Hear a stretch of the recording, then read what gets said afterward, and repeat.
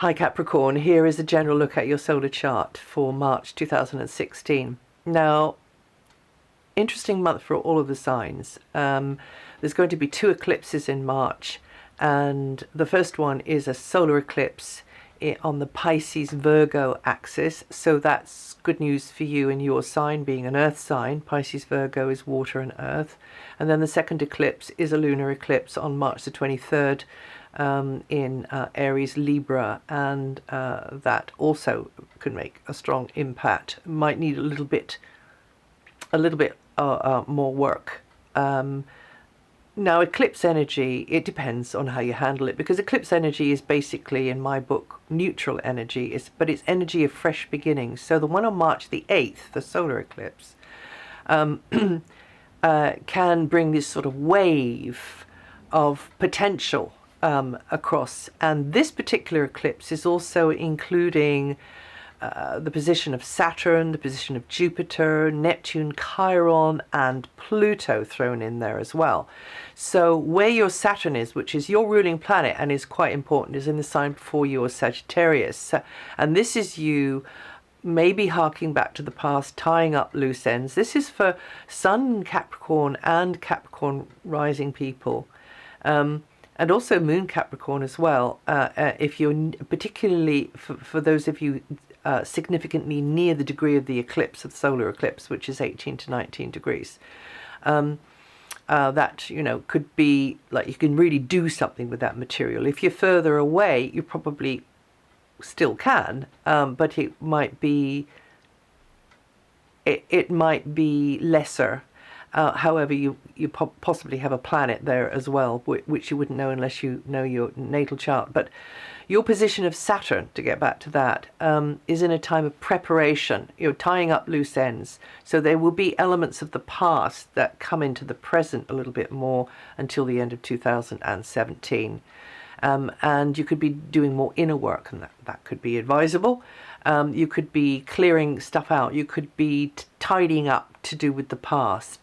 And clearing stuff out emotionally as well as actual physically, and being there more for others as well, being more there as a facilitator for others, and maybe having to deal with quite a lot going on inside of yourselves, and others probably won't have much of a clue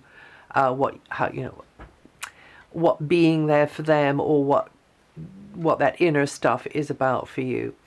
You Capricorns born the 5th to the 7th of January, or with 15 to 17 degrees rising, are going to feel that energy the most this month, but the eclipse energy goes a bit beyond that as well. So those of you born like 8, 9, 10, 11th, that is where the energy is the strongest anyway, but it'll affect the whole of the sign. So this is a neutral boost of strong energy, of fresh starts, new beginnings. Jupiter also is very strong in your sun sign chart at the moment, Capricorn, because it's working out of his own house. You learning, you really getting educated, you finding out about stuff, you pushing the envelope of daily life, you really kicking over the traces a little bit more, and this is going on until September. You are learning about stuff you didn't have a clue about before, you going places, you traveling more, pushing the boundaries of your known world in whatever way it can be. You Capricorns born the 4th to the 10th of January, or with 14 to 20 degrees rising, going to feel that energy the most. And this energy of the eclipse, the solar eclipse, can pack quite a punch, particularly if you set a statement of intent on as close to the eclipse as you can on the day of the eclipse, saying, okay, this is how I want this to be unfurling over the subsequent months. Because that's the thing about eclipses, is that the energy carrying that expression of your intention will be unfolding over 6, 12, 18 months after the eclipse happens, and also, funnily enough, it seems to start expressing itself even before the eclipse happens. So that can be going on a week, 2 weeks, a month before the eclipse actually happens. But anyway, on the day of the eclipse, as close as you can, set your statement of how you'd like it to be panning out for you. And then there is the lunar eclipse on March 23rd. This will be encouraging new beginnings for you as a cardinal sign. And this is going to be falling into your 10th and 4th houses. So that is you maybe feeling a difference going on there to do with family or promoting one as well, or using the energy of change, seeing the writing on the wall and saying, okay, the energy of change is here, I'm going to just gently steer it in the direction I'd like it to go. It can be regarding property maybe for some of you as well. And it's also to do with your general direction in life, your career area, and it can be also to do with authority figures, bureaucracy, and that kind of thing as well. Again, significant positive change can be coming into these areas here if you play your cards right. Now, Jupiter and Saturn are moving across each other's degree. That's from mid-month onwards. Also, the Sun, I should have started with the Sun going over Saturn on the 5th and the 5th to the 7th. So those are the days there's more on your shoulders maybe, or you feel more squeezed there, and take a step back. Maybe, you know, don't schedule a lot for yourself on those days if you can possibly help it. And then there is Jupiter and Saturn, a similar kind of vibe, but different. And that's from mid-month onwards, where you might feel more limited, wings a bit clipped. However, it's no bad thing. You might be quite happy that you can really focus in on something and that you're left alone to do that. So you're working quite maybe freely within the parameters of a situation. That would be the ideal anyway. Then we have Mercury and Venus going across Neptune, and that is on the 10th and the 11th. Mercury goes over Neptune. Be sure that somebody hasn't got the wrong end of the stick. It could be you, it could be somebody else. Look at the small print. Make sure somebody else has looked at the small print. Just have to work a bit harder at making sure that you are understood, they are understood, you're understanding each other.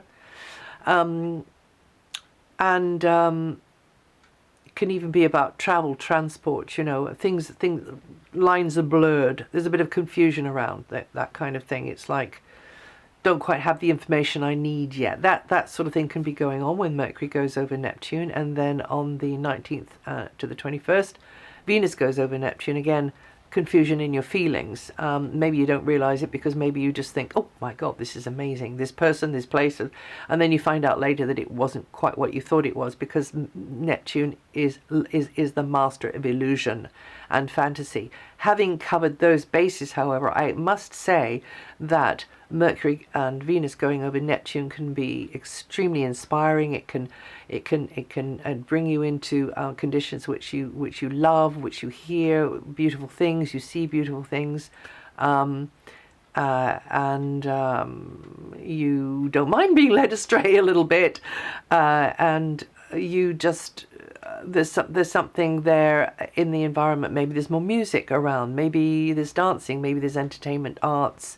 There's just something that kind of catches your imagination, or touches your heart. Maybe there's something compassionate or charitable happening, and it really does kind of make you feel like you're part of something very, very good, or you'd like to be part of something which goes beyond your own personal ego in your own personal life. So it's really, really nice.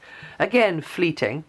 And then we have Saturn still close to Uranus. I spoke a lot about that last month. So steady focus. You know you're onto something progressive. You get the feeling, you get the sort of feeling in the air that this is going to be good for you. It's beginning to show results, but they're slow, they're gradual. You've got to keep plugging away. Maybe in the background, maybe just quietly, maybe others don't know. You just keep plugging away.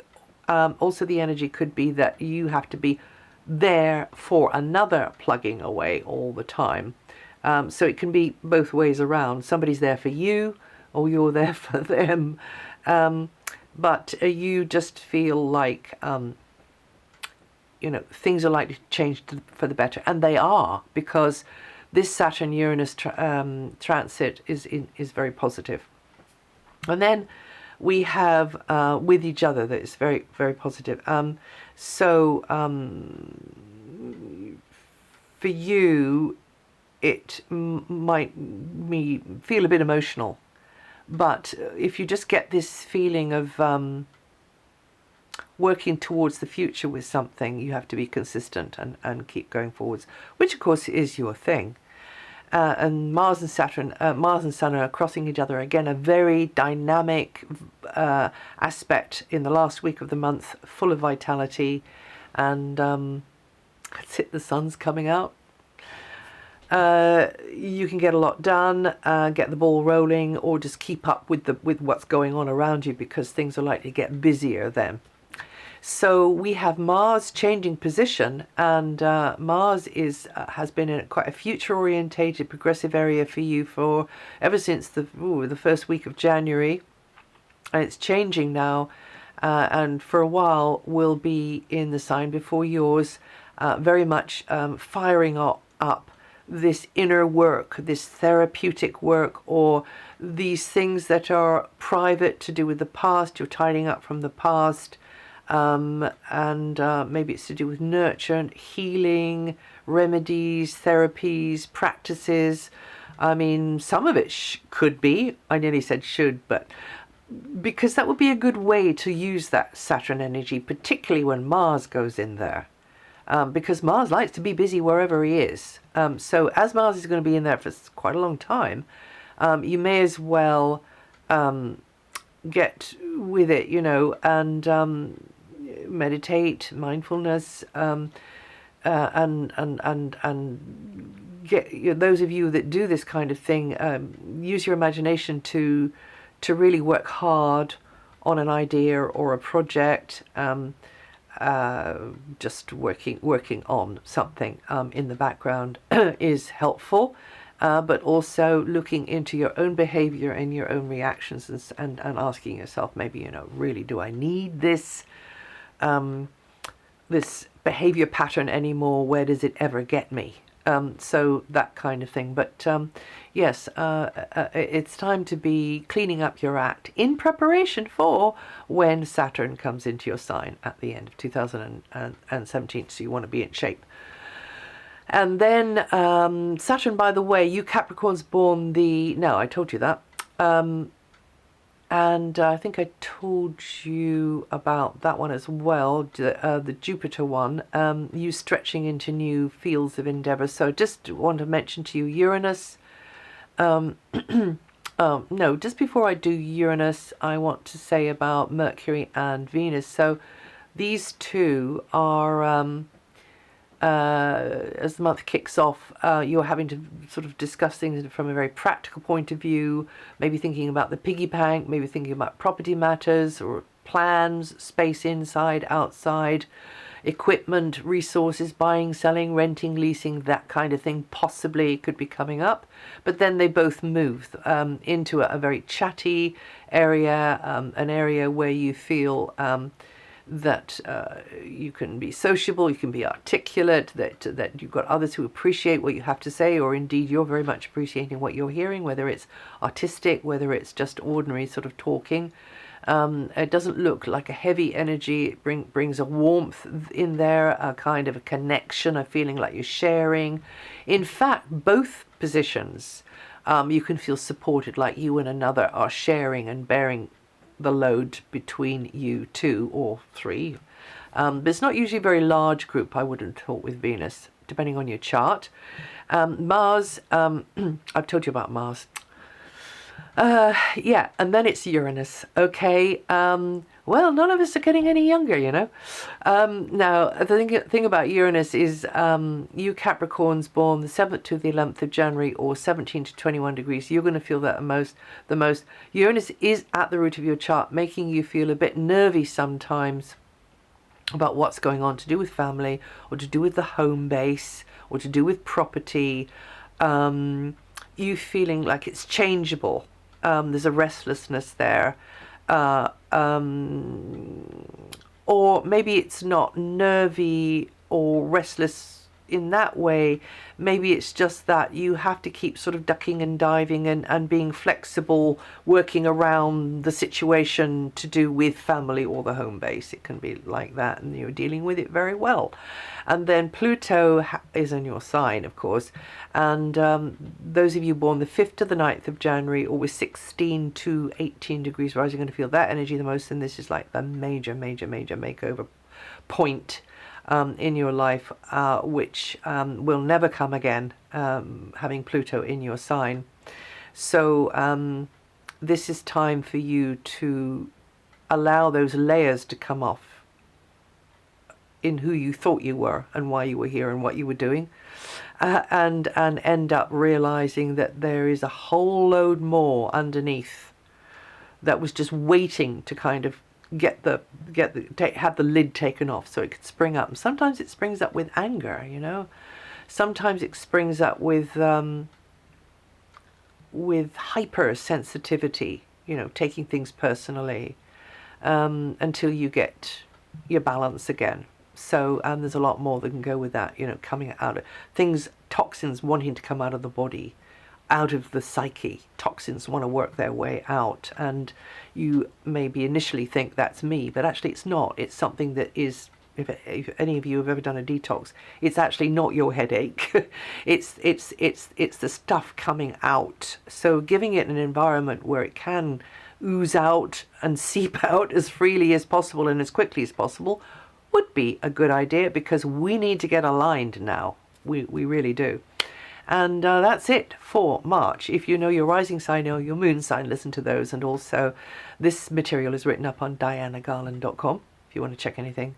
And I'll see you the next time.